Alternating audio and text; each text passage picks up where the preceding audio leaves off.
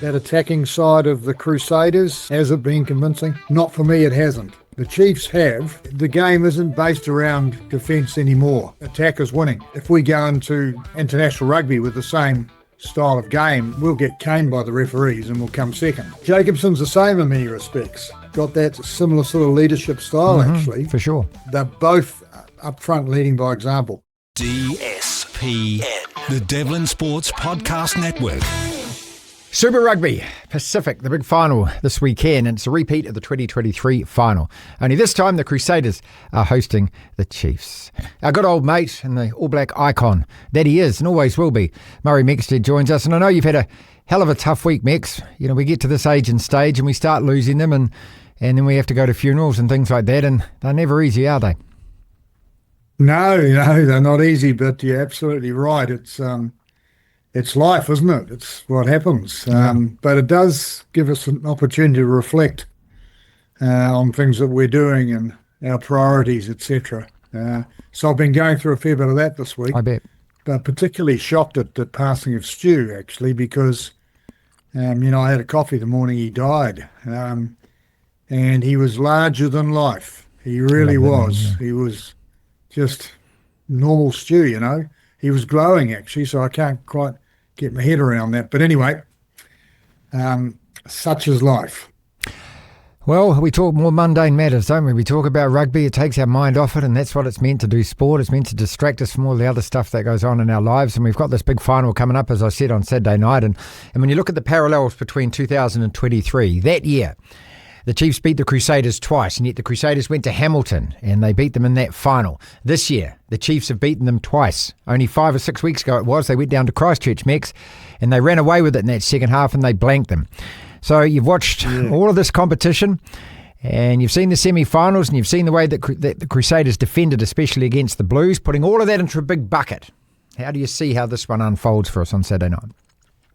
Well, I'm still not convinced about the Crusaders. I mean, a lot of people say they're back and, they have performed well, haven't they? But I passed a comment previously that, if you had to name 3 or 4 X-Factor players in their team, could you do it?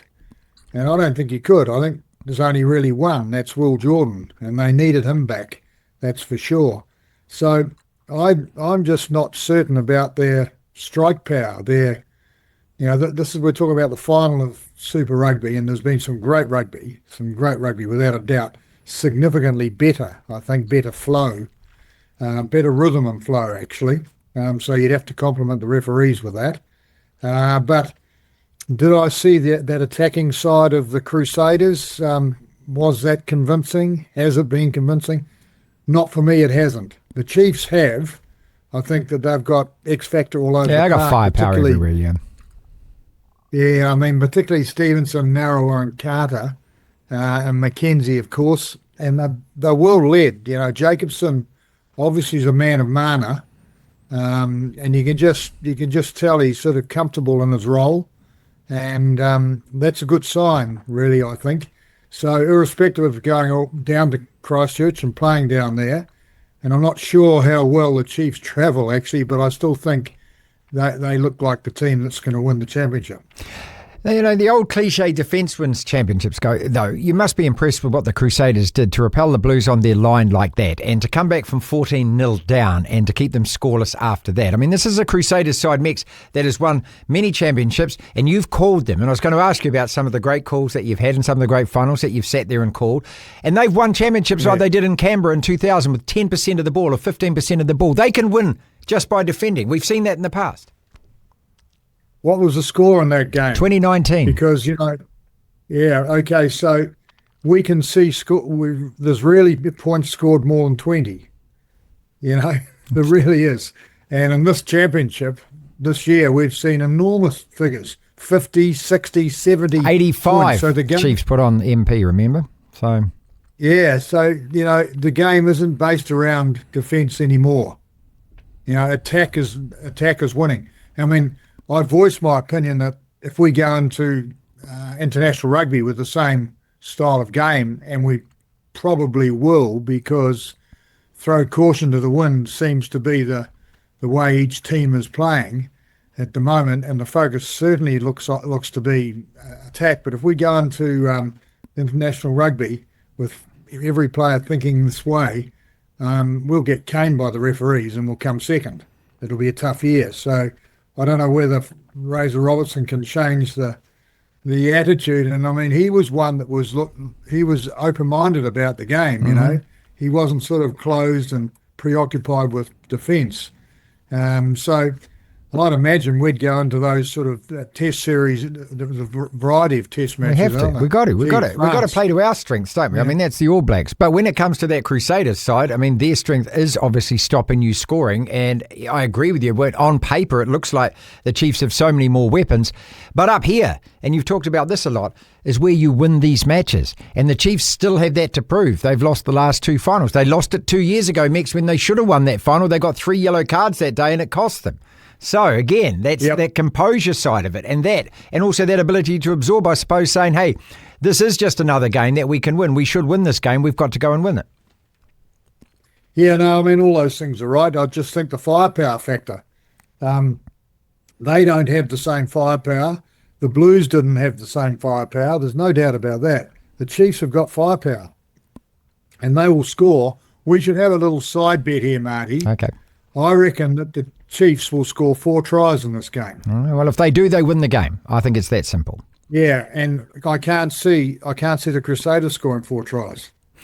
Maybe. They reckon that they're banning cowbells from a great game, aren't we? They reckon that they're banning. We're going to have a great game. Well, anyway. I hope so. They reckon they're banning cowbells from the stadium. Max, is that a good idea? Well, I hope there's some decent weather for the weekend. Yeah, actually, we want that. Because I'd love to see capacity crowd again, because they're only small stadiums.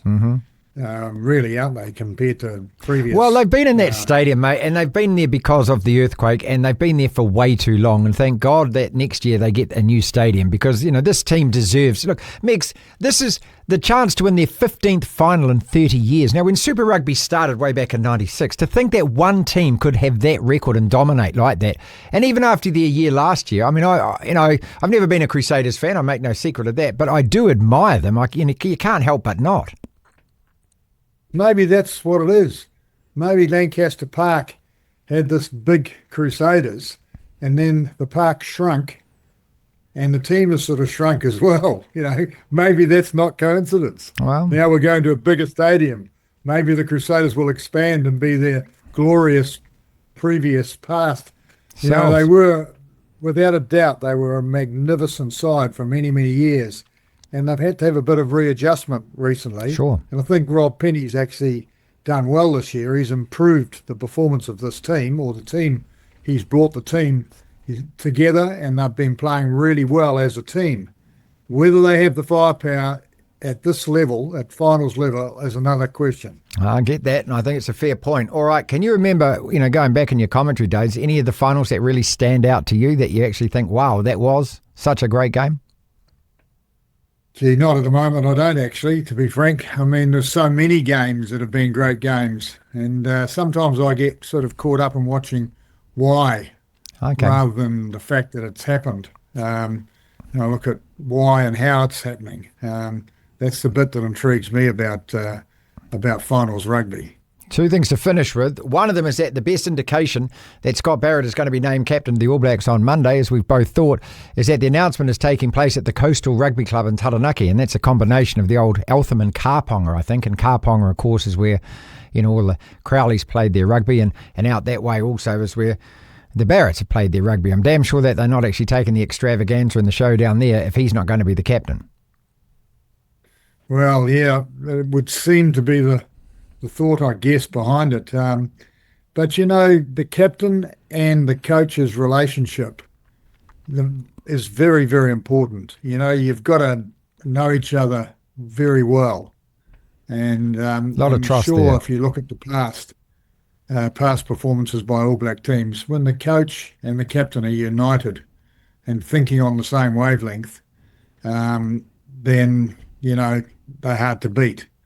And I think that relationship between Scott Barrett and Razor Robertson is really significant. Yeah, obviously. And obviously they're both good men too, which is I'm not saying other people aren't. I'm just saying that they have had a long relationship. They know each other really well, and they're good men.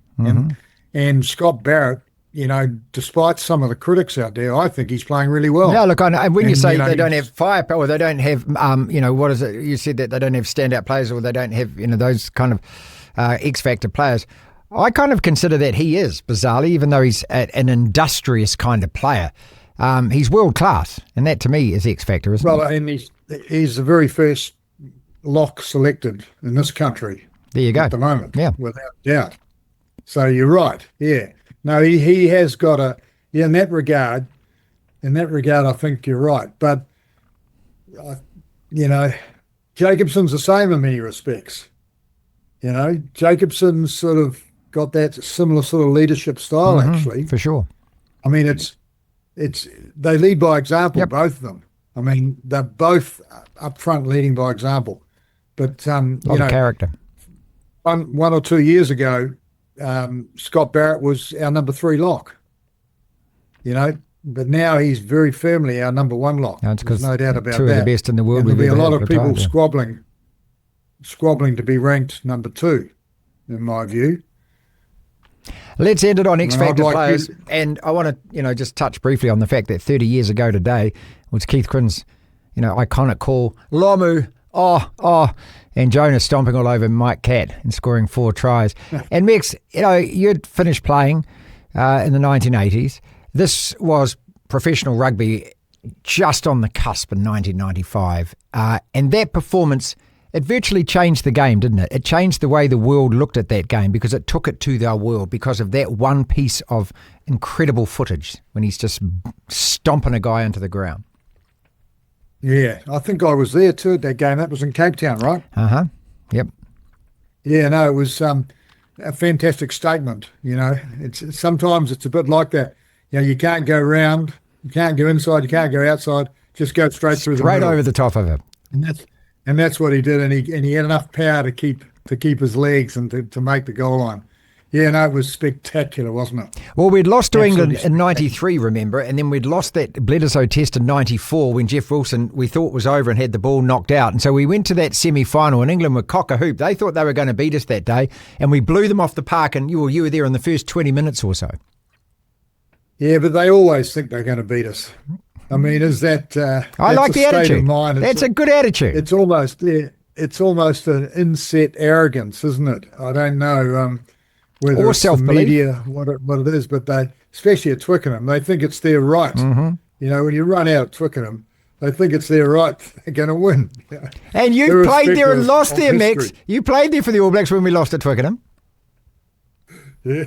Not a great experience. Right. I did play. But I think, I'm not sure how many times I played there, but I think that was the only game we lost there once. My mate Stu was the captain that day. He wasn't very happy. He wanted to spin the ball from everywhere, but you see, you've got to actually win the battle up front against England, Twickenham. You can't just win in the backs. All right, pick the Super Rugby final then. You're going for the Chiefs, are you? Yep, I'm picking the Chiefs. Yep, I think they've got too much firepower and they'll score 4 tries. There we go. DSPN.